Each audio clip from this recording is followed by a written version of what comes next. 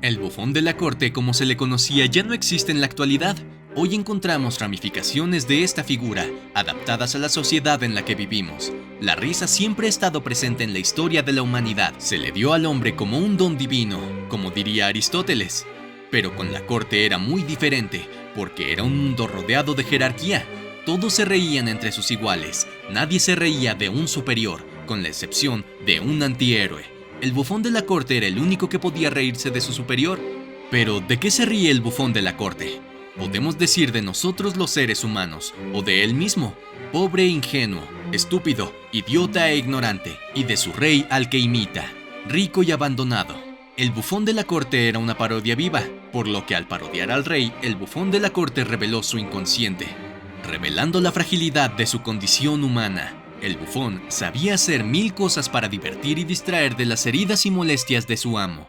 Podía tocar la armónica y la trompeta, podía dar saltos extraordinarios, podía hablar en exceso pero sin aburrir, podía rezar, contar historias, provocar rompecabezas y además podía cantar. En la figura del bufón de la corte visualizamos que está representado a través del palo que tiene el embaucador en la miniatura de la punta, como un doble de sí mismo. En otras representaciones puede aparecer con un espejo para reírse de sí mismo. Su gorra de cascabel y su bastón no son meros adornos cómicos. Tienen un significado muy concreto para invertir los símbolos de la gloria y poder característicos del rey, que son la corona y el cetro reales, pero en sus manos resultan patéticos. El bufón de la corte debería entretener para distraer de las penas y sufrimientos de la existencia, pero aprovecha para enseñar a los poderosos las rudas lecciones de impunidad que aseguran sus locuras. Es un negativo del poder. A través de la caricatura convierte en ridículo todo lo que es serio. Su impunidad está asegurada por su locura. Así, el bufón de la corte es como el loco. Es inocente de sus actos y de sus palabras. El rey y el bufón estaban vinculados por la soledad de ser excluidos. El rey es excluido por su poder, que lo separa de los hombres comunes. El bufón, por sus deformidades, es considerado un paria de la sociedad. El bufón de la corte se convierte en el socio ideal del rey.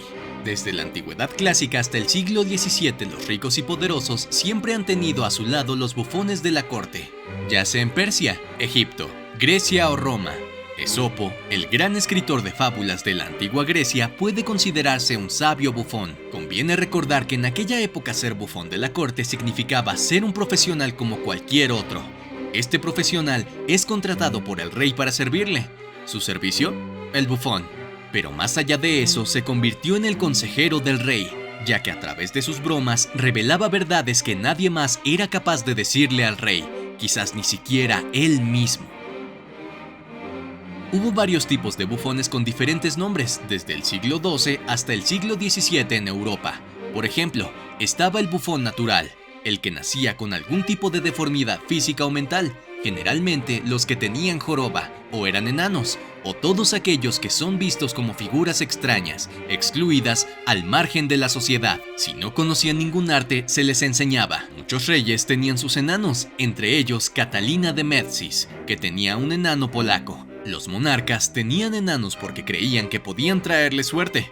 Los enanos también conformaban una amplia colección de personajes memorables que entraban en el juego para un cierto tipo de representación de la condición humana, sobre todo vinculada al mal.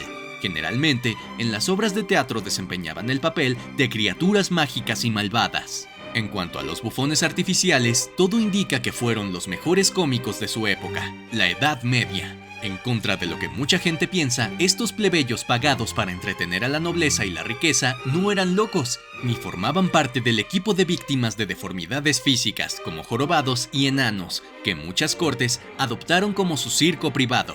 Los bufones de la corte no eran bufones en absoluto, poseían varias habilidades, hacían versos, malabares y mimo. Eran sobre todo personas con talento, sabiduría y sensibilidad para entretener a los demás. Algunos también tenían el don de la profecía y conocían algún tipo de arte. Especialmente en los siglos XIV y XV, el bufón formaba parte del grupo de artistas apoyados por las cortes, junto con los pintores, músicos y poetas. Quien mejor definió su posición ante los poderosos fue el genio del teatro inglés William Shakespeare, 1564 a 1616, que destacó la figura de los bufones otorgándoles papeles de gran importancia en su obra. En las obras como El Rey Lear y La Noche de Reyes, el bufón es el más inteligente de los personajes. Tiene licencia para decir lo que nadie se atreve a decir. La libertad del personaje es tan grande que incluso critica a los propios reyes, con comentarios ácidos que divierten al público. En el teatro de Shakespeare, el público no se ríe de los bufones de la corte, se ríe con ellos. El personaje representado aquí era uno de los enanos de la corte española en la época del pintor Velázquez. Con origen en la tradición caritativa medieval, las cortes europeas del siglo XVII solían incorporar a personas excluidas del contexto social debido a discapacidades y limitaciones físicas o psiquiátricas, especialmente a los enanos, para que actuaran como trileros, payasos y bufones de la corte. En la estricta corte de Felipe IV, esos personajes tenían libertad para parodiar los hechos y burlar las normas de la etiqueta de la época. Como no se les tomó en serio, volvieron a ser excluidos y humillados en sus actuaciones. De este modo, podemos decir que fueron doblemente excluidos, por su forma física y por no ser tomados en serio en sus funciones artísticas. El retrato fue el tema principal de la pintura de Velázquez como pintor de la corte. Sus retratos reales oficiales eran discretos, sin penetrar en la vida interior de los miembros de la familia real. La altivez del rey fue cuidadosamente relatada por el artista. En sus retratos de enanos, el artista buscaba revelar la dignidad de estos hombres. No los trató con ironía ni de forma caricaturesca, como era costumbre entre los miembros de la corte. Estos retratos van más allá de la representación de los sentimientos internos, característica del barroco, y llegan a la individualidad de quien estaba ante los ojos del artista. En los retratos de enanos, al estar fuera del contexto oficial de la corte, Velázquez trabajó con mayor libertad de elaboración, experimentando con diferentes fondos y soluciones espaciales. Aquí Velázquez buscó la mejor posición para su personaje con el fin de resaltar el espíritu humano que pretendía mostrar. El foco de la composición está en el rostro del personaje. Las pequeñas piernas pierden fuerza de expresión, pero las manos defectuosas están cuidadosamente acomodadas y resaltadas. La luminosidad de la piel realiza su expresión destacando su mirada, dirigida fijamente al espectador con seriedad. Una mirada que canaliza la fuerza interior y la dignidad del personaje. Se considera que los enanos, los pigmeos y las personas con síndrome de Marateux-Lamy, una enfermedad hereditaria que provoca baja estatura y rasgos faciales toscos, siempre han fascinado al imaginario artístico y colectivo, desde los antiguos carnavales de la Edad Media, llegando al circo y a la literatura infantil del siglo XIX.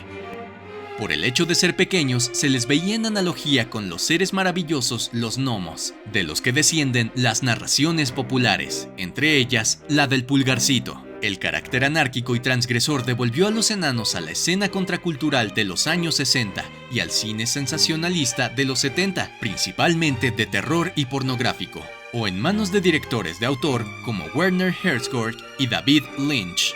Detrás de todo esto hay una tragedia que se arrastra desde la antigua Grecia.